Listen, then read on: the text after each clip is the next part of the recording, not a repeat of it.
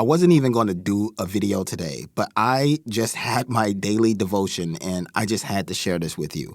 I'm reading in 2 Corinthians 12, verses 9 and 10. But he said to me, talking about Jesus, he said to me, "My grace is sufficient for you, for my power is made perfect in weakness. Therefore, I will boast all the more gladly of my weaknesses, so that the power of Christ may rest upon me.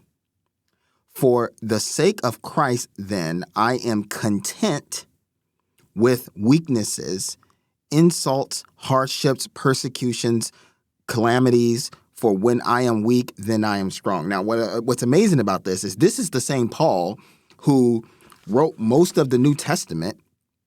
And a lot of times he's writing from prison. He's writing through the very persecution. So this is not someone who's just writing the words. He's not just speaking the speech. He's doing the deeds. He's living this life. But what occurred to me is, of course, what Paul says here is to boast all the more in weaknesses, because Christ, of course, his strength, his power is made perfect in our weakness. But what stood out to me this time around in reading this was the question, how do you do that? How do I boast all the more in my weakness? I mean, that sounds great and all, but how do you do that? And I realized the way to do that is actually to focus more on the power of Christ than I focus on my weaknesses. If Jesus' power, as he says, if his grace is sufficient for you, and if his power is made perfect in your weakness, then if you focus more on his power over your weakness, that would actually give you the strength to not let your weakness overcome you. If your weakness don't first overcome your thoughts, then it won't overcome your actions.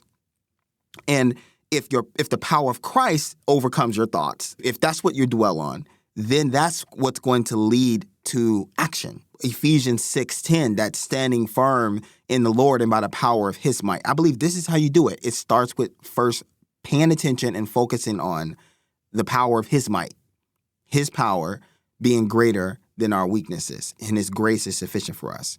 So start there. Focus on the power of Christ over your weaknesses, over your hardships, over your strife, over your pain, over all of the things that you're dealing with. And that starts with you deciding to focus on God, to focus on his power.